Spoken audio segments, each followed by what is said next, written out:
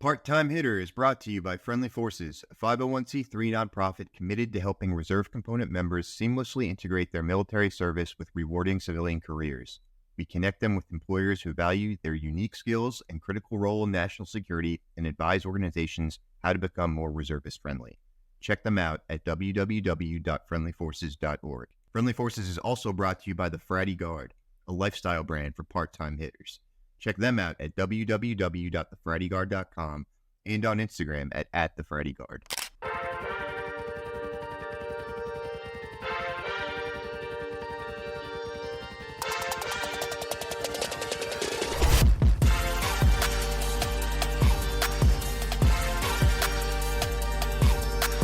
Welcome to another episode of the Part-Time Hitter Podcast. I'm your host, Eric Evans, and today I'm here with Master Sergeant Alex Schafer of the Air National Guard. Don't call it the Chair National Guard. Alek has been serving for some number of years. We'll figure that out. You started on active duty, eventually winding up in the Air National Guard in the National Capital Region. He serves as a staff weather officer. So we'll get into that and how critical they are to the fight. Alek, great to have you here. How you been, man? I'm good. Thanks for the opportunity, man. I'm really looking forward to it. Yeah, it's been a while since we last saw each other. I want to say 2021. I think so. Indiana. I want to say June 2021. May or June 2021. So do you want to tell the audience how we know each other? Sure. So I'll take it back to 1947. Harry Truman signed the National Security Act, which essentially gave way to the creation of the Army Air Corps.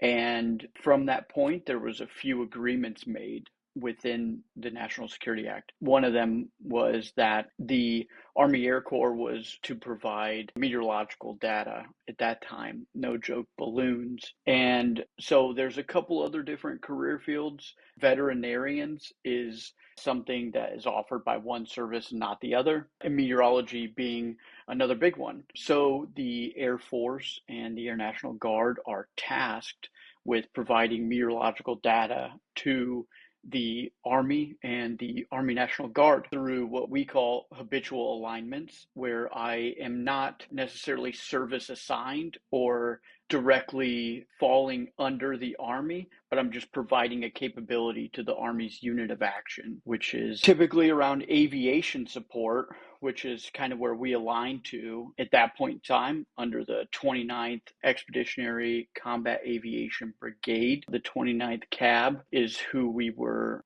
habitually aligned with. Right. So that's a pretty long-winded explanation to not say all that much. But basically, the 29th CAB HHC, Brigade HHC, had an annual training at Camp Atterbury, Indiana. Oh, it was a warfighter, wasn't it? It was, yeah. CTC, yeah. We're doing a warfighter. It was during that period of like the 17-year cicada cycle or whatever, if you recall. Yeah.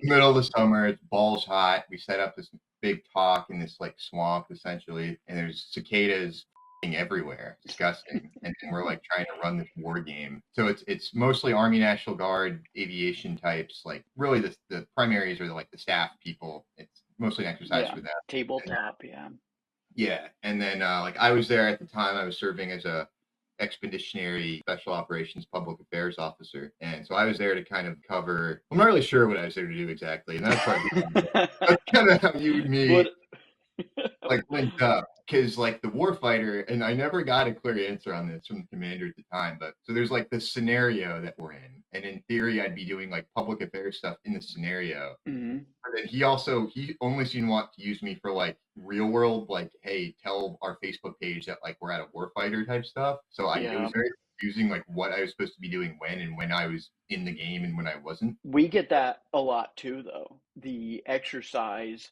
is driven within certain parameters. And so, no joke, we call it canned weather, which is fake weather that meets the exercise's intent, while at the same time, the brigade commander wanted to know if it was like no shit gonna rain and flood out this swamp that he had put all of his tents up in. Yeah, so. Of course, somehow you as an E8 were there basically by yourself, maybe with one other SWO from the Air National Guard, I think. Yeah. Yeah. The main thing is you had a car. So I immediately saw saw the capabilities that you brought to the fight, and I said, I need to align with this person Air Air Force money. so he can drive me to the PX and whatnot when I'm supposed to be working on some product that I don't really know what I'm supposed to be doing. So yeah, for 2 weeks we were in the shit together, sort of just hanging around until we were called into a room to do something, which I never really was, but somehow I was working like 16 to 18-hour days regardless. I don't quite understand that. And then every night in the commander's brief, you'd be calling to give like a weather update and make up some Yeah. bull. Yeah, yeah. Living in barracks. Remember, we were in essentially barracks at that time that were right down the street, and you had to walk through like a flooded camp to even get there. It's a nightmare. Yeah, it was a good time for the most part. I don't know what we did there. I don't know if we won the scenario or if we did a Yeah. good job. But I like to think that you and I both had an impact on that operation, and I sleep Made the well. best of it. Yeah, absolutely. Walk me through a little bit about your career arc. You started out on active duty. Did you enlist as a staff weather officer? Yeah, I'm from Indiana, actually, Really? northern Indiana, South Bend, and I went to Eastern Washington University for 3 semesters and flunked out of two of them. And so I was like, I think I just need to maybe join the military or something like that. And I joined active duty Air Force. I ran into an Air Force recruiter in the mall and I signed open general. I signed on a Friday and left the next Friday, which is like unheard of nowadays. What year was that? '07, I believe. Okay. Yeah. So was there any inkling that like you're going to be in Iraq or Afghanistan in like 6 months when you joined?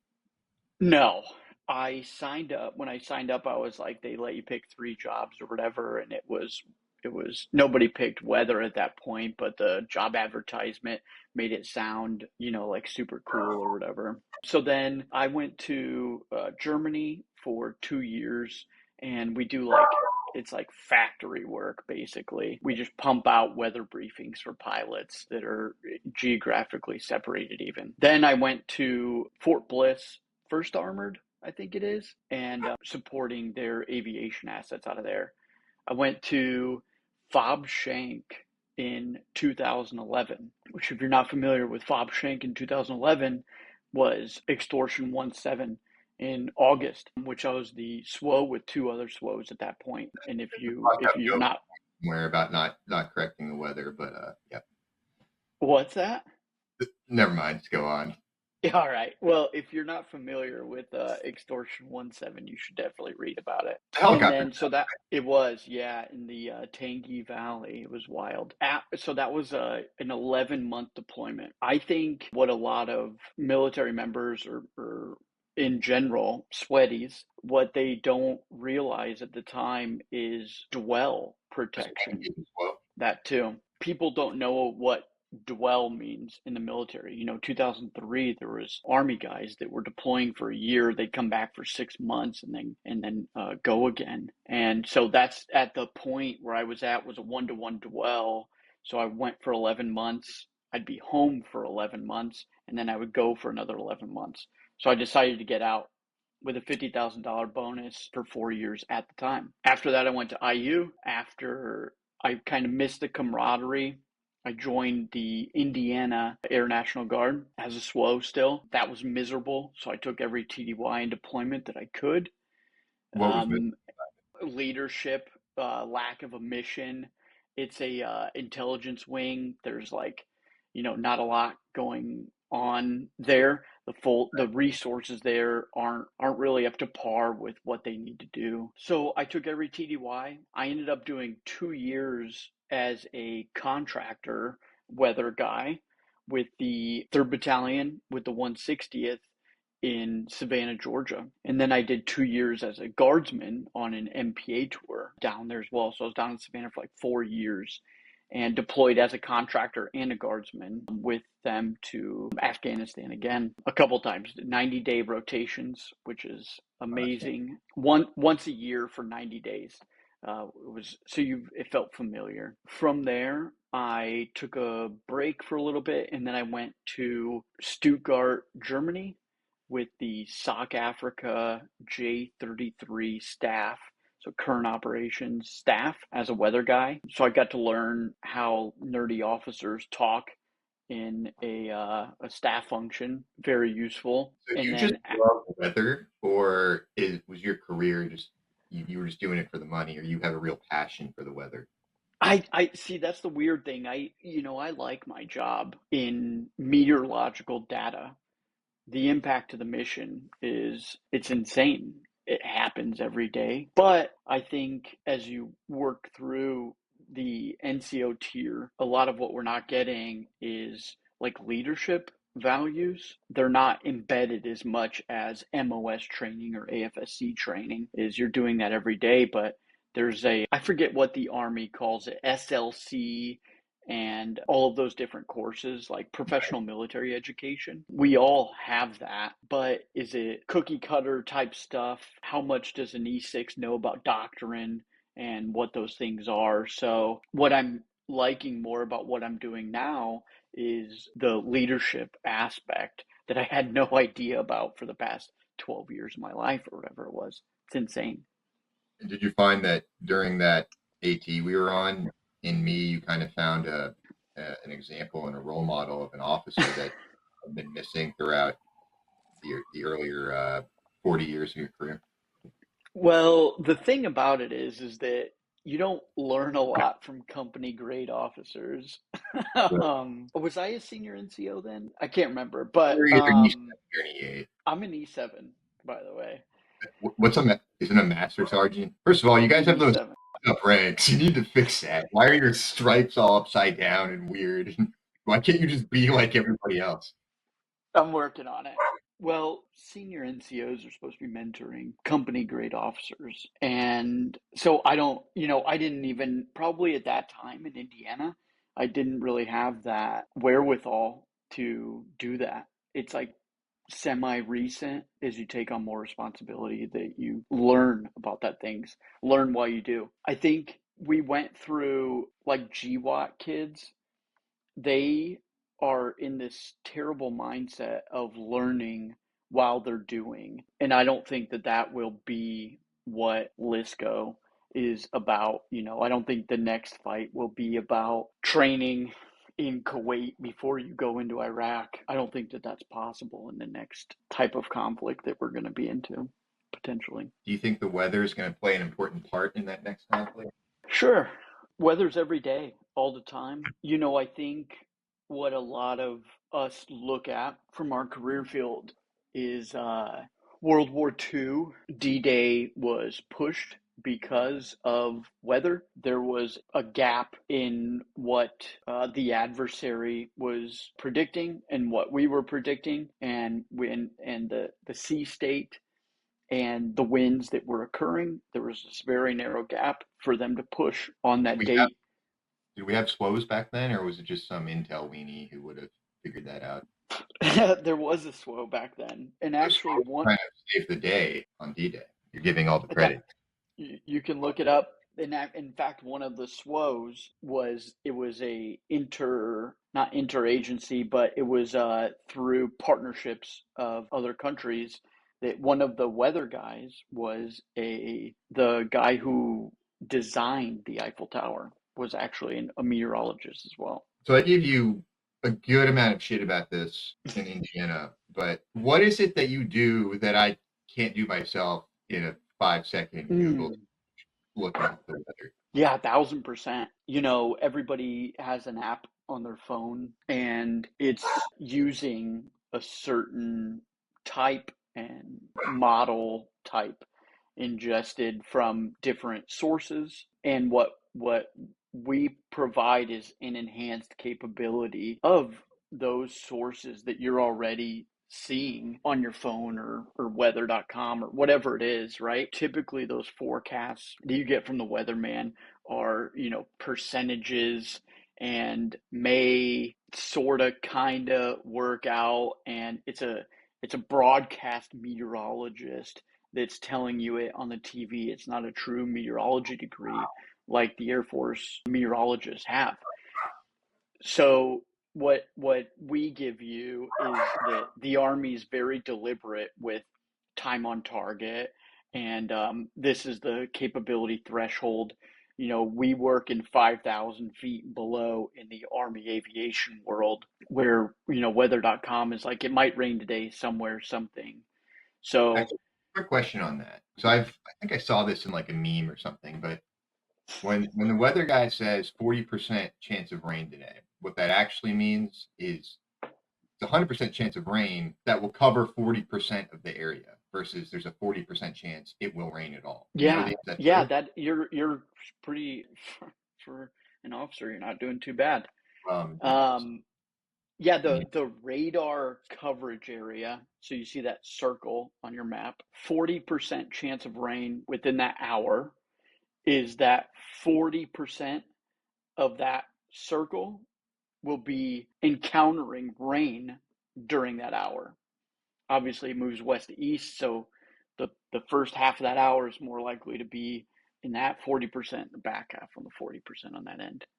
So do you have access to different data than Google Weather has access to? Because Yeah, if not, what are we doing? the Air Force has proprietary model data that they build. I want to say last time I checked a long time ago was the ninth fastest supercomputer in the world. It's called Thor supercomputer. It's called the GALWEM data. I don't even know what it stands for, but the Air Force has its own proprietary model weather data because we have sensors that are Air Force owned that we also ingest into the supercomputer along with everything that's publicly available. So, but while we're moving into this world of artificial intelligence and machine learning, it's also a thing that a lot of people aren't talking about is data denied environment where you can take your phone and probably get a good idea of what the weather's going to be in wherever you're at, but you will potentially not have that if someone turns off the light switch of data. And so we also do provide this, like a weather outlook is never good more than 72 hours out with no matter what data you're using or anything like that. And so what we with data that we have can provide 72 hours to the minute. I mean, the 160th was no joke when it came to what are the exact conditions I'm going to have at the takeoff, the entire way, the target. They want to know every intimate detail of what they were going to experience during their flight. And so when that switch gets turned off, we also do have a capability to provide the weather for the entire duration of their mission on the front end and the back end through. It's called the FALOP program, but it's a forward area limited observing program. So we use Joes we give them this chart and we're like, what does it look like? Right. Or we put other weather people out there and they're like, tell me what the weather is. And we can forecast based on the farmer's almanac of weather people and give you 24-hour ish weather of what it's actually going to be like without any data. They can turn off the light switch and we're good to go. Well, I was thinking about that too, because obviously, like, Google and weather.com, those are commercially owned things. So like we can't depend on some private enterprise in wartime. We have to have our own infrastructure to be able to do that. But question about sweaty training, all data based, or do they teach you at any point, even for a day, to go out into the weather and understand by looking and feeling, predicting, kind of like a weather whisperer, I think rain is coming, or I can feel the pressure changing? No? Yeah. Yeah, a little bit of both. We go through, in the Air National Guard, we go through about a year and a half to 2 years of training, whether that's, what do you guys call your technical school, your MOS school? Yeah. AIT? Yeah. Yeah, so our AIT is 8 months. Then we go to a follow on school for 4 months. Then we go to an active duty location for 3 to 5 months. And then we have a Air National Guard schoolhouse that provides upgrade training. And so a good chunk of your training is learning basic meteorological principles, all on paper. You learn how to draw all the charts with the colors and everything like that. You learn how to derive data from the balloons that go up. We send a ray wind sonde is what it's called. You send a balloon up, gets an atmospheric profile for that given time. You go through observer training. So you deal with the different states of the sky, what a cloud looks like, what level it's at, what it means, what's coming. And then, so a lot of that. Block of instruction on clouds. Yeah. Okay. On determining cloud types. And they use VR to simulate the clouds. Yeah, it's crazy. They can be like, this is what this would look like in this scenario in the Middle East, here, there, whatever. So you go through all this like meteorological basic principles, and then we go to a 4-month school where we sort of apply it.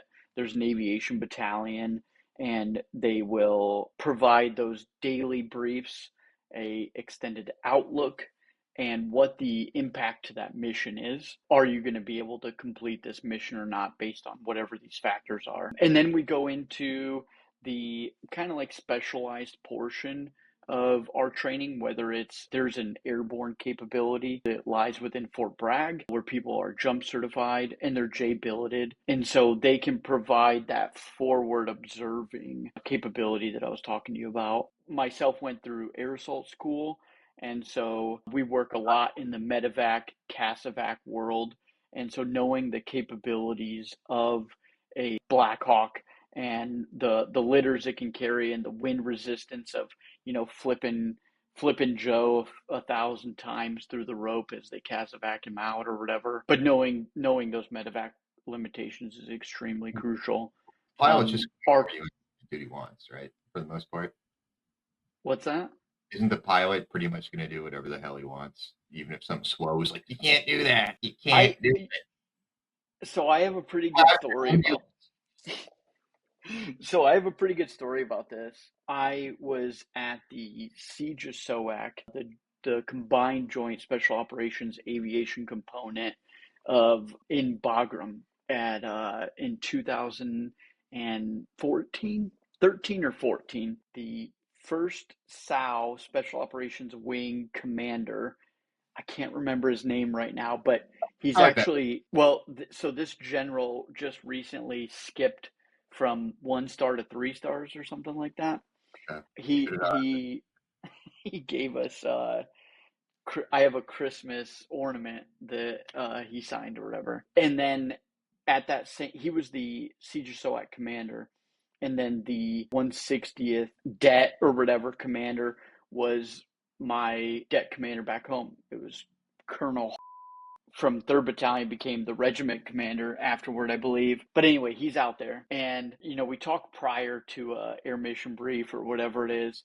And there's a difficulty with density altitude in Afghanistan for helicopter power margins to reach those mountaintops, 9 to 11,000 feet or something like that. So I'm like, there's a fog bank under high pressure that forms in between Bagram and Jalalabad. They want to do this mission or whatever, and I'm like, this fog bank, you're not going to get over it. You can't reach the ceiling of it, or the pass will shut down when visibility is below this certain threshold or whatever. And so we're talking about it in this brief that's everybody, the J1 through the J900 staff or whatever is there. And I say,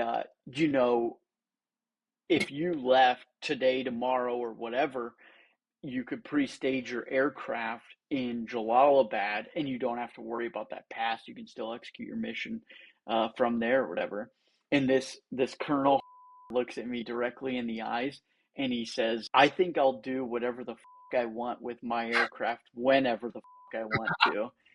And my face was so red, but I learned this valuable lesson of we provide the tools necessary for commanders to make decisions, and I just happened to find out the hard way that day that I wasn't a commander.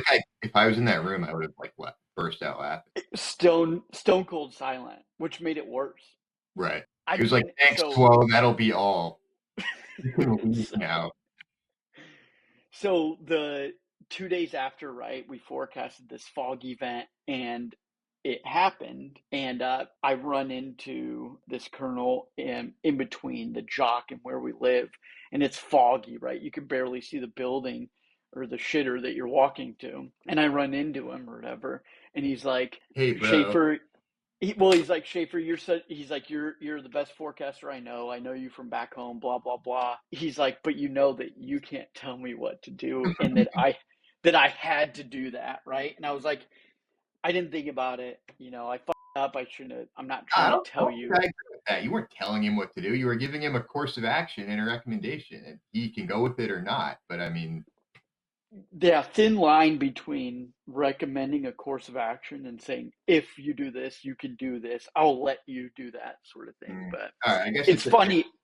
how you phrase it. Yeah, funny now, terrible at the time. But yeah, too Have funny. you ever briefed the weather pre-mission weather report and it's just been completely wrong and somebody 100%. about it? Absolutely. But you Yeah. have access to all those data systems and balloons and AI. Yeah. How do you get it wrong? Yeah. It's it it lets you know that the machines, the terminators are not always right and that there is a real, I'm glad you said this. There's a real human element to everything that we do in the armed services, in the DoD. We send out these weather briefs, and there's potential for them to one day not be human checked, Q8 or QC or whatever the fuck it is. There's still errors that happen on the manufacturing lines and stuff like that, and you can't discredit the human element, especially when you talk about data denied environments. Yeah, unfortunately, I think there will be I don't know if we'll ever need civil affairs officers. Like, I don't know if that's a real No, we MOS will or literally anything. always need them because of the people element that you just described. Machines cannot do Well, physical. Machines can do weather. I just think that I could chat GPT, like, start a disruption campaign in Cambodia, enter, and I don't need the Well, I'll tell field, you this. the A good trained civil affairs officer would not have made that faux pas that you made in that mission brief with that colonel. They would have read the room, understood their audience, and known how to work him to get their recommendation done. They would have You psyoped him. got me. You're right. You're right. You know what? I stand corrected. So yeah, just think about that. Now, it begs another interesting question. So the enemy, in theory, not just denying data, but they can compromise it and create synthetic data that possibly is false, right, to affect our mission planning. Contested. Yeah. Data contested as well. And then I've heard things about like the Chinese, like building weather machines that can create synthetic or real clouds, but they can create clouds, and they're trying to figure out how to manipulate the weather, through technology. Have you seen anything about that, or received any training on that, or is that coming up? Do we have that technology? I would view the two things different. Data contested or contested environment rather is, in Vietnam there was this operation called Operation Popeye, and Americans would cloud seed the northern half of Vietnam to create clouds that would produce rain and How would we do that? flood, the northern portions of Ho Chi Minh Trail, making trafficability contested for the enemy. Yeah. Um, they do it for farming a lot. But like, how do you do that? I don't know the exact chemical composition of it. But if you ever watch a NASA space launch, right, it occurs naturally where the hydrogen interacts with the fuel and creates this crazy cloud. But it's something with silver iodide, and this is an officer question, not an enlisted one. But there's a It's one of those chemical curves you're expecting. there's a chemical I'll find an officer. composition. I'll find an officer at SWO and ask him. Are officers also called SWOs? Special Yeah, weather. good luck finding one. So, staff weather officers originated as warrant officers. The Army didn't like talking to sweaties, and so they They only wanted warrant officers to deal with at the time when the Army Air Corps and then the Air Force, I think, had them for a little bit. But weather officer or staff weather officers were warrant officers in the Army Air Corps. So nowadays, the officer requirement for the Air Force, the Air National Guard, is pretty wild. They want a full on meteorologist, which is a plethora of these advanced level college courses that they want. DiffyQ, it's like some crazy 400 level physics course, whatever it is. They Knows how to use the the internet, weather.com. Yeah, they have to be able to use DuckDuckGo. No, Have a chat GPT account. yeah, it's a bummer because what I'm seeing a lot in the Army and the Air Force is that the Air Force, at least, we have tons of technical data experts, but we don't have leaders. And so for you to want a meteorologist, you're gonna find this like 90-pound college grad that's got trifocals and he just loves math and all this thing. But in a LISCO environment, I would rather have a guy that's maybe doesn't know as much about meteorological principles as I want a leader in a we're the Air Force is getting smaller in the way that it wants to deploy its forces. And so we need a lot of people. Like, we don't want people that are like, oh, I only do this. I only forecast the weather. I only do this. I want someone that is the Air Force has this really shitty term. It's called multi-capable airmen. But what we want is you guys have a word for it. It's called a soldier, right? I'm capable of the soldier's manual of common tasks. I can do this many things within my bounds, and that's what the Air Force needs to do. Like, you are a capability beyond the technical expertise of your MOS or your AFSC, and that's what I lean so fucking hard on, is that I want people that are outside thinkers. I want people that don't think like I do, and they have all these different capabilities to build this more well-rounded airman. Because in Iraq and Afghanistan, we just sent the guy to go do the thing. And it was, you're an infantry guy, go kick down this door. He's real good at it. But what happens when you're in this cyber warfare and you're being attacked on all these different capabilities? Like, there's all these different domains that we're operating in. Why are there not soldiers and airmen that are working in all of these different domains, and they're adding their flavor of love into it and figuring out how to defeat the enemy through those means? Well, I think You that know? goes back to having good leaders. And I see this even in my everywhere I've ever worked. I see like very technical people hired into manager, supervisor positions to be in charge of other technical people. And that's really not what you want, because that person doesn't need to be the technical SME, as you said. They just need to be able to provide like a vision, a strategy, a plan of action, and be able to kind of connect the dots at a 40,000 foot level, and then be able to, tell the SMEs, hey, let's go do this, or what can we do for this, or do we have this capability? How can we help here? And it's a different skill set, it's a different mindset. So I So feel can like I ask you a question? that's not really how this works, but sure. How do you, or why do you think that me as a senior NCO Hmm. and you as a piece of or a dirt, or no, wait, are you a major now? I'm being looked at hard for major, but I'm currently at the rank of All right. captain. We'll call you a captain. We'll call you the railroad tracks. Why do you think that you're able to perceive this problem and I'm able to perceive this problem, but we're not getting answers from honestly any direction, both up and down, on how to fix it or solve it? I'll tell you what, because A, most people aren't that smart. and most people aren't capable of like thinking out of like their very confined like space that they know. Most people just can't think outside the box and approach things in a new way. People default to like what they know. So if you have a 20-30 year career doing something some way, and then now you're the guy in charge, that's the only way that you know how to do it. By and large, that's the rule. There are exceptions. There are senior leaders who I think are trying to break that, but it's frustrating. And then guys like me come along and throw out ideas and innovative new approaches to things, and it's kind of gets like, oh, thanks, but thanks, but no thanks. I'll do whatever the fuck I want, whenever the fuck I want with this thing. Essentially, that's what it is. So I don't know. That's one thing I like about civil affairs is that we kind of, our whole job, really, the way I look at it, is to operate in that white space between all those little domains and be the connectors. Mm-hmm.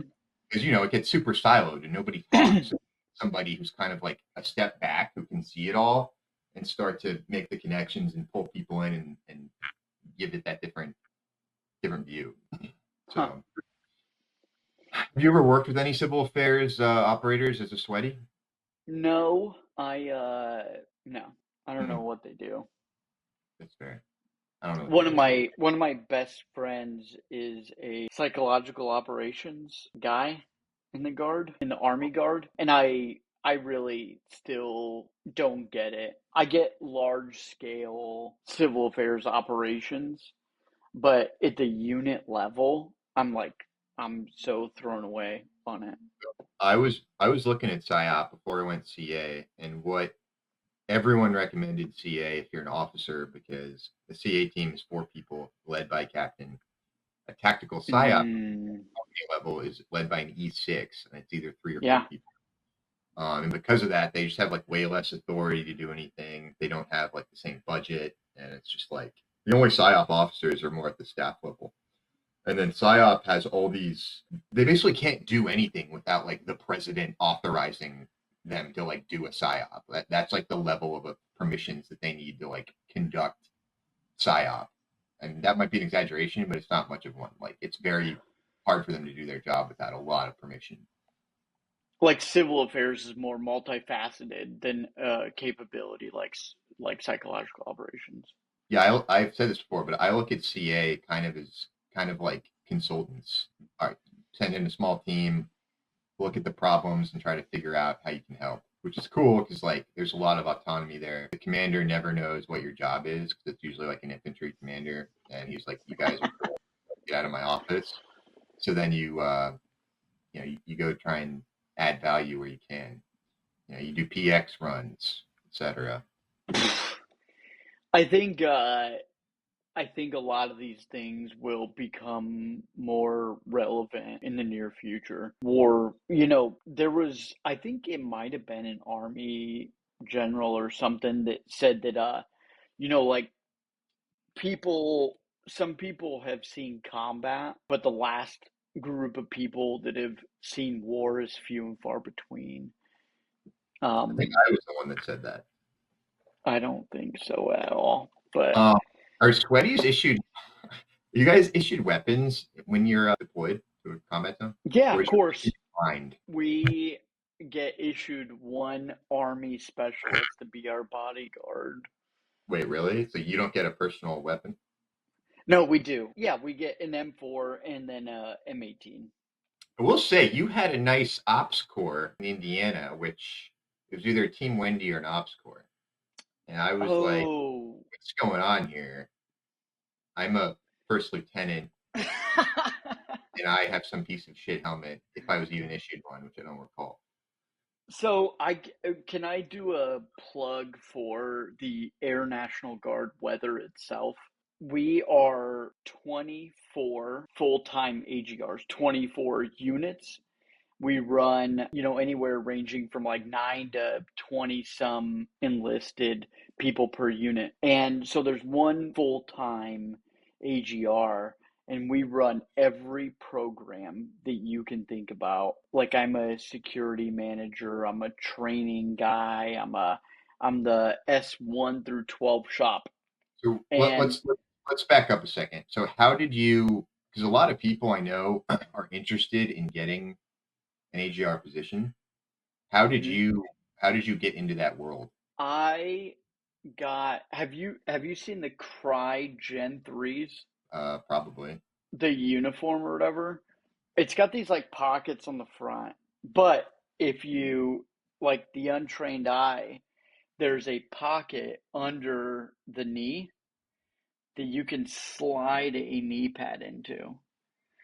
And so if you could Very- figure out how to procure these knee pads, then you can find your way into an AGR. That's not where I thought you were going with that. But Oh, so um, you tactically acquired or somehow procured some knee pads for somebody who then gave you the job. yeah. Well, I was there's a have you ever seen the movie Patton with I think it's George C. Scott as Patton? Saw it like 20 years ago, but yeah. Yeah, greatest the Patton speech in the beginning with the American flag real big in the background. And he's like, so you didn't have the whatever the speech is, right? And then he's like, uh, so that you can go to war and you don't have to tell your loved ones that you shoveled shit in Louisiana, whatever, while the war's going on. But I grew up under this idea that even if I was gonna shovel shit for a living, I'd be the best shit shoveler there was. Hell yeah, brother. So so I'm a Air National Guard weather guy. I'm essentially shoveling shit, but I'm like, I'm going to be the best at it. So we have tons of opportunities to go TDY, to deploy, to just like be involved as much as you want. Like I have people that don't go anywhere. They show up 1 week in a month, 2 weeks a year, whatever, and they're great and they're very good at the programs that they run and things like that. But then I have people, I have a 38-year-old guy that just joined, and he's like TDY and deployed as an E4, and he's loving it. He's I haven't got him on a good one yet, but he went to Saudi Arabia. He's going to Kosovo. He I want to get him on a Germany rotation that's like 180 days, full per diem, rental car, hotel, it's the full shebang. Does the Air Force Um, have civil affairs or something like it? no, it's a public affairs officer, PAO. That's what I was. That's different. What? No, they're different. They're different things. I don't know. They're all nerds, I think, is what it's called. No, they're so completely wrong. But Wait, where were we going with that? It was there are tons of opportunity, and I don't remember your question. I don't remember my question either. Let me ask you a question. Okay. So let's take you, right? You have all this advanced weather meteorology training. And let's say you weren't in AGR, you wanted to stop being AGR. What jobs, besides being a contractor doing the same job, just in civilian clothes, what jobs do you get with that training? Oh, yeah.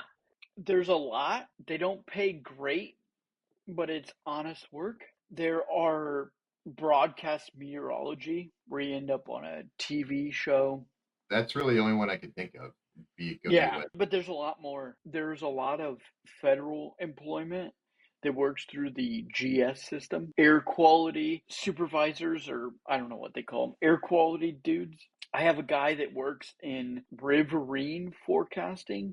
So there's this capability, right, that exists honestly in the civilian world and the military world where a guy, combat engineers will build a bridge that's floating and we will forecast the river state, much like the sea state, with how fast it's moving, how high it is, how big they need to build things to move a tank across and stuff like that. Avalanche forecasting to see a helicopter landing in snow, right? That's like they do it in Alaska. We send people to Arctic school to get trained in that capability to work in that environment. So there are like offshoots of weather where civilians can work. Nobody is going to be the guy on the Weather Channel. I can't remember that dipshit that follows the hurricanes or whatever, Well, those are but usually like good looking people, right? They're not actually doing the analysis, right? Or are they? yeah, to an extent. I mean, I think they would want me on TV. Like Well, maybe radio. You could maybe do radio. my mom actually always said that I had a face for radio. So, Yeah, it's a compliment. Let me ask you this. So, for anyone out in the audience who maybe has lost their path in the world, or they're new to the military, or they're on active duty, or they're thinking about joining, what's kind of your advice for having a fulfilling and a successful career, either in the Air National Guard as a sweaty or just in general? find a mentor, not in your career field, not in your branch potentially. Find someone that you want to not necessarily emulate, but grab the things that you want from them to make your own leadership style and type of person you are. Learn to be a patriot and what that truly means. Learn to be a leader, know why you're doing what you're doing, and research it, right? My thing is that the reg will set you free,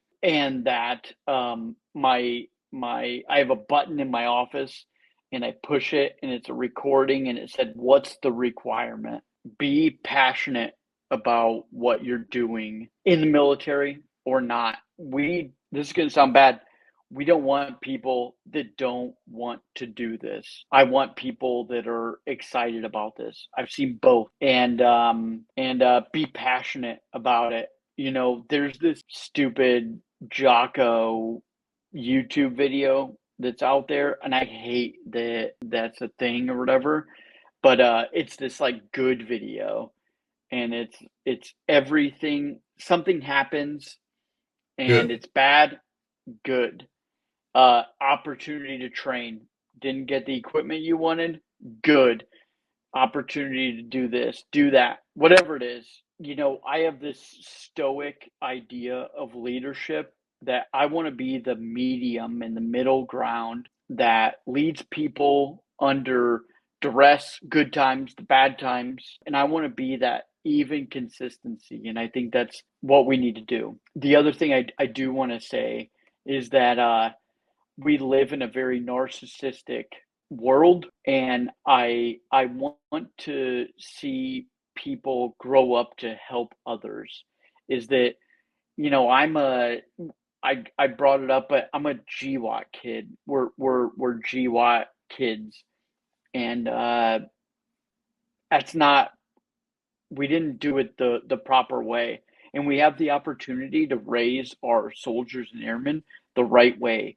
We make them smart, multifaceted, outside thinkers, diverse. We have to make them better than us, because this next thing, they're going to have to be better than us, because we won't be there, and they are going to be the leaders to do this next. And so we have to put in the time and effort.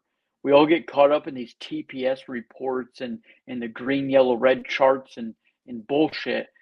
And we need to raise these airmen and soldiers and Marines and sailors to be better than us. We need to train harder, faster, stronger. We have to be more. They have to be more. They have to be better than us. And I have total faith that we will. No, that's well put. I don't know, man. I can't tell if it's like the news or the media or just kind of the current generation hating on the new generation, but they don't paint Gen Z in like a super good light. And I don't know if that's true or fair or not. Have you noticed that with any of your younger soldiers or airmen? They learn a different way. They train a different way, and that's not a good thing, not a bad thing. It's not. It's just a thing. And so it's on us to adapt to make these people better. We have to figure it out for them, because they're dealing with complex situations and problems, and we're not necessarily suited for it. And so we have to adapt to the new way of war and the new way of training people. And it's not like front leaning wall rests or whatever. I'm not saying that it's like it's initiatives or CBT training, but we have to take what we have learned through our lives and our experiences, and we have to give it to them, and then we have to be like, here's everything I know, and here's what I expect this next conflict to be like. What else do you need? What else do you want? I will try to think of ways and things to make you better, but all I know is I'll give you me and more, and you're going to go on and do good things. I like that. We need more leaders, more NCOs, I think, with that philosophy. So, final question: what is next for Master Sergeant Schafer? Oh man, I'm going to do a food truck in Bali. Did Okay. we talked about this in Indiana, right? I don't recall that. Yeah, I'm going to start a food truck in Bali. It's going to be a bunch of different types of Americanized foods in Bali. No, I'm headed in two directions, right? Do I stay as a senior enlisted leader and train the force in my direct reporting unit, or there is an option to go to a schoolhouse and train the future force in a broader direction. But either way, I want to take my experience and what I know, and I want to give it to the next people. This is the biggest thing, is this is all about people and the next people. People put it in their signature block, and it makes me want to throw up. We are here as company grade officers, field grade officers, general officers, NCOs, and senior NCOs to build the future fighting force. And it is all about them. Without Hmm. without the narcissism behind it, I want to organize, train, and equip my people to be better than I was at fighting the next conflict. And that means it's about the people. And that means paying them on time. That Hmm. means getting them the benefits that they're due. That's making sure that they're healthy. That's making sure that they PT. That's making sure that they have all the CBTs done. That's making sure that they're trained on their MOS or their AFSC. But when we do all of this shit, we have to keep it in mind that we're doing it for the people. This isn't for the organization or the report that we're doing or this and that and the other. It's about the people. They're going to fucking make this change, and they're going to win that next war, whatever it is. Yeah, it's my dream that in the future, instead of being co-soldiers or co-airmen, that we're co-people. You're ridiculous. All right. Well, thank you so much, Alec, for your time and your wisdom. I know that I'll probably never think about the weather in the same way after having this discussion and its effects to the warfighters, the civil affair operators out there on the X. So we appreciate what you do and your dedication to your soldiers. And weren't you involved in January 6th as a protester? How's that going?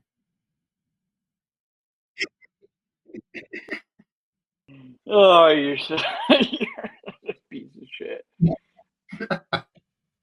No, the DC National Guard got activated during the Summer of Love in the summer of 2020, and then further activated to perform functions of civil unrest, I think, in January. So, yeah, I got pictures.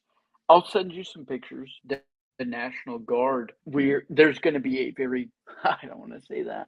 It was a joke. We don't have to touch on that subject. In fact, I'll probably cut it anyway. Important though, it's multifaceted on what the National Guard is responsible for and what the CNGB's duties, roles, and responsibilities are. And the Title 10 aspect of what we do, I've lived my life in, and I think it's crucial, and I've been so happy to be able to give that to people. The Title 32 thing, I didn't even know about. It was like I got so excited about. That's terrible to say that, but the hurricane in Puerto Rico and the power was out for weeks and stuff. But the domestic operation of providing care and feeding of states and state partnerships, I think is like amazing part of the Guard that we don't talk about a lot. State partnerships or country partnerships and state active duty, I think is like so cool that we are the militia of a state. I think we have so much more responsibility towards the people that are governed in our where we live particularly. I think it's such a cool capability to get this people that are so motivated around the idea of safeguarding, protecting their people. It's amazing. I love it. Something that struck me from the recent hurricane like stuff, because I guess even the 82nd and the 101st Airborne were pulled into that, and I was looking on like Army WTF moments and stuff, and guys were sending in messages saying like, "This is amazing. This is the first time I felt like I'm actually helping, like I'm actually doing something." And I'm like, dude, that's like an average year in the Guard. Like we're constantly doing that shit. Like, welcome to the varsity, bro. This is our AT. Yeah. Pretty much, but it's true. Like it's kind of like always training and never getting to like go into the game, and so it's interesting to see that. I love the active duty, but the Guard has provided me with so much opportunity. All of these like shitty assignments and TDYs, and even where I've been as an AGR, they've made me who I am, so I can't discredit any of it. Whether I call people a tampon or a weekend warrior or whatever it is, this is hard. This doesn't come out of nowhere. There's a purpose and a place for this. What's tampon? A tampon is where you bleed once a month. When I was active duty, we used to call National Guard people tampons because they would bleed once a month. Wow, such ignorance.